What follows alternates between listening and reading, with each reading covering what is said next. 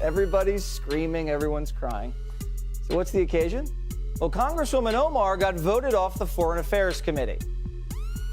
The question is on adoption of the resolution. Those in favor say aye. Aye. Those in favor say no. No.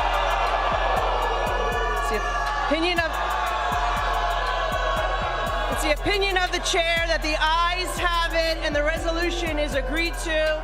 And without objection, the motion to reconsider is laid on the table. Does that remind you of anything? As the gavel struck and the tally finalized, the chamber erupted, half in cheers, half in outrage. The removal of Congresswoman Ilhan Omar from the House Foreign Affairs Committee wasn't just a political maneuver, it was a statement. The echoes of that vote rippled far beyond the chamber walls, igniting debates on accountability, partisanship, and the boundaries of dissent for her supporters.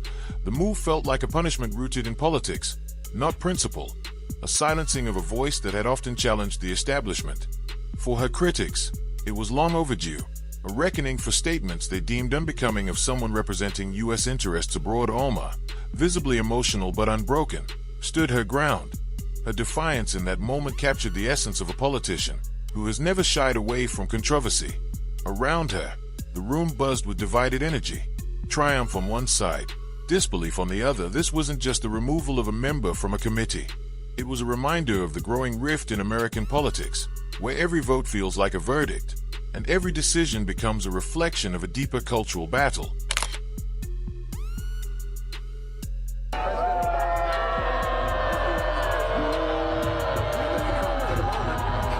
McCarthy yanked Omar off Foreign Affairs to pay back Pelosi for yanking his people off committees. He didn't want to do it, doesn't think it's right, but he had to do it. You can't let Democrats boot your boys off committees and turn the other cheek. What's good for the goose? Speaker Kevin McCarthy addressed the chamber with a tone of finality, insisting that the decision wasn't personal. It was political balance being restored. Many insiders claimed he hesitated at first, but the precedent set by former Speaker Nancy Pelosi, who had previously removed several Republicans from major committees, left him feeling he had little room to maneuver. What's good for the goose is good for the gander, McCarthy remarked, his words carrying both defiance and calculation. It was a clear signal that Congress had entered a new era of payback politics. The message was unmistakable. Republicans were done playing defense. This move wasn't about fairness or reform. It was about power and principle colliding. McCarthy's stance reflected a shift on Capitol Hill, where cooperation has taken a backseat to confrontation, and every action now echoes with the weight of past grievances. Consistency, there is nothing consistent with the Republican Party's continued attack except for the racism and incitement of violence against women of color in this body. I had a member of the Republican caucus threaten my life, and you all and the Republican caucus rewarded him with one of the most prestigious committee assignments in this Congress. This is about targeting women of color in the United States of America. Don't tell me, because I didn't get a single apology when my life was threatened. Thank you. The response was immediate and explosive.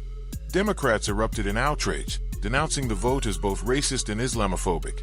To them, it wasn't about committee assignments. It was about identity and principle. Congresswoman Alexandria Ocasio-Cortez, Ayanna Pressley, and other members of the squad rushed to Omar's defense, arguing that she was being targeted not for her actions, but for who she is, a black Muslim woman unafraid to challenge U.S. foreign policy. Their speeches turned the chamber into a battleground of emotion. Voices rose, tears were visible, and the divide in Washington was laid bare. What should have been a procedural vote became something far more revealing, a reflection of how personal, passionate, and fractured American politics has become. Republicans are waging a blatantly Islamophobic and racist attack on Congresswoman Omar. And I've said it before, I will say it again. The white supremacy happening is unbelievable. This is despicable. This is just a bunch of racist gaslighting. Could it be the way that she looks? Time is expired. Could it be her religious practices? This clearly isn't about what Ilhan Omar said as much as who she is. Being a smart, outspoken black woman of a Muslim faith is apparently the issue. The GOP is now doing what it is best at. Ilhan Omar then rose to speak, and the atmosphere shifted instantly. The chamber, buzzing with tension moments earlier, fell into a heavy silence. Her voice carried both pain and power as she reminded the room and the nation of her journey. A refugee who fled war, a Muslim woman who found a home in America, and an immigrant who turned that home into a platform for change. I came to this country seeking safety, not hatred, she said, her tone steady but emotional. Then came the question that pierced through the noise. Is anyone surprised that I am being targeted? It wasn't just a defense, it was a declaration. Omar refused to be portrayed as a victim. Her words cut through the politics, transforming the moment from a procedural punishment into a statement of resilience. In that instant, even her fiercest critics couldn't deny it. She stood defiant, unbroken, and unapologetically herself. Weaponizing hate against a black, beautiful Muslim woman. They turn Congress into a place of fear-mongering hate. It is so painful to watch who you all are, really. The gentlewoman's time has Omar expired. will not be silenced. The gentlewoman's time has expired. Congressman Omar, I am so Gentlewoman's time sorry, has sis, expired. that our country is failing you today through this chamber. You belong The in that gentlewoman is no committee. longer. Well, I am Muslim. Omar's supporters called her removal a betrayal of American ideals, a moment where the very values of inclusion and representation seemed to collapse under political pressure. To them, this wasn't just about one congresswoman losing a seat. It was about millions who saw themselves in her. Refugees, immigrants, Muslims, and women of color, watching a symbol of their own journey be pushed aside. They said the chamber hadn't just failed Ilhan Omar, it had failed the promise of America itself. But conservatives pushed back hard. To them, the move wasn't about race or religion, it was about responsibility. They argued that anyone shaping U.S. foreign policy should be held to the highest standard, that criticism of the nation's allies had consequences, and that identity couldn't shield a member of Congress from accountability. Two sides, one decision, and two completely different definitions of patriotism. Each camp convinced it was defending the Real America, even as the divide between them grew wider than ever. I am an immigrant, and interestingly, from Africa.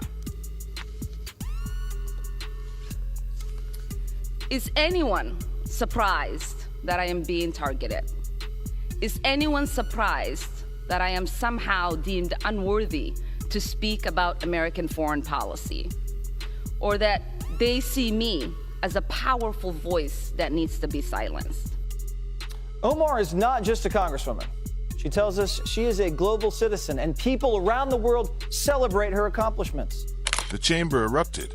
Gasps, shouts, and murmurs filled the air as the Republicans' words cut deep. Ungrateful.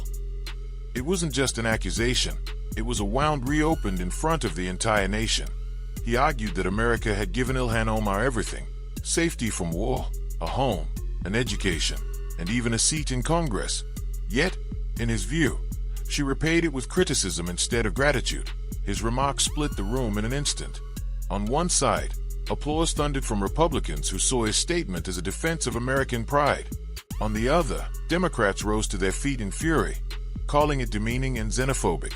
The moment captured something raw: the clash between two visions of patriotism, one that equates love of country with unquestioned loyalty, and another that sees dissent as the truest form of devotion.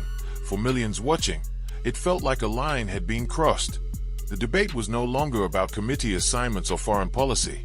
It was about who gets to belong, who gets to speak, and what it means to be American. We don't know what those accomplishments are, but if you listen closely, the world is clapping. My leadership and voice will not be diminished if I am not on this committee for one term. My voice will get louder and stronger, and my leadership will be celebrated around the world as if... Cable news lit up within minutes. Headlines screamed across every network: Omar removed, Congress erupts, America divided again. On social media, hashtags exploded as supporters and critics clashed in real time. Every clip, every soundbite became fuel for a wider cultural fire. To the left, pundits called it proof of systemic bias, a chilling sign that voices of color were being pushed out of power under the guise of accountability. To the right, it was poetic justice, a long-awaited reckoning for comments they said crossed the line. But for millions of Americans in between, it was something else entirely: fatigue. Another chapter in the endless cycle of outrage, where every vote becomes a war and every disagreement becomes personal. While Washington traded accusations of racism and revenge, everyday citizens saw a government more focused on fighting itself than fixing problems that actually matter. What should have been a single procedural vote had morphed into a national referendum on freedom, faith, and belonging.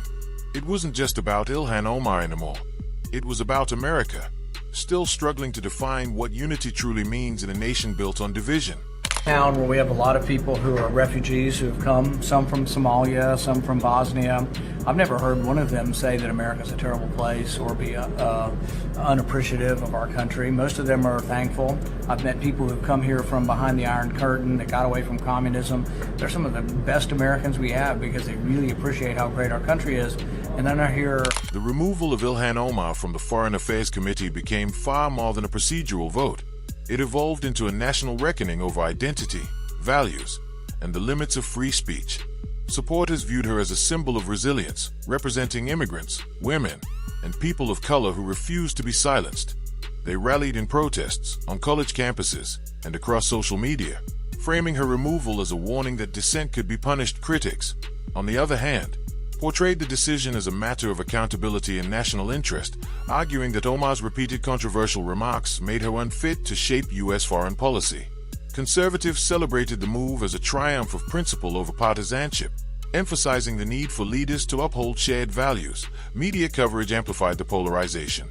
News outlets, pundits, and social platforms turned her removal into a cultural flashpoint, fueling debates that went well beyond Congress. Hashtags trended, TikTok creators and podcasters weighed in, and millions of Americans voiced opinions, some defending Omar, others condemning her, transforming the event into a digital battleground of ideas and emotions. Behind the scenes, lawmakers wrestled with both the political consequences and the precedent the vote set. Omar herself remained defiant, calling the decision a stain on American democracy and vowing to continue advocating for underrepresented communities. In the end, Omar's removal was not just about a committee seat. It became a mirror of modern America, deeply divided along lines of ideology, identity, and interpretation of patriotism, yet united by the emotional intensity of the debate. Supporters saw injustice, opponents saw accountability. Yet every American, whether cheering or condemning, felt the weight of this historic moment, which will resonate long beyond that single vote.